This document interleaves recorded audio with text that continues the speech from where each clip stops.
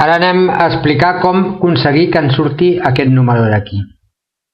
Com sabeu, quan nosaltres posem les opcions preferències del dibuix actual, definim el nombre de decimals que volem que surti.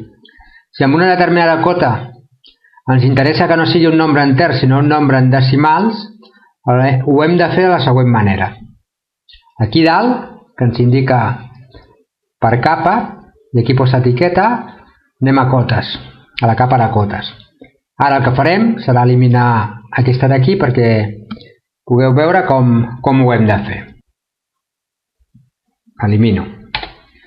Anem a acotar com ho fem normalment, alineada. I aquí posarem el valor que ens interessa que surti en decimals. És a dir, en aquest cas 49.244, que és el que realment mesura. El que passa que com que tinc configurat perquè ens surtin nombres enters, me sortiria 49. Per tant, el tinc d'escriure aquí. 49,244. Llavors acoto normalment. Arroba 0,10. Entrarà perfectament el 49,244. Moltes gràcies. Adeu.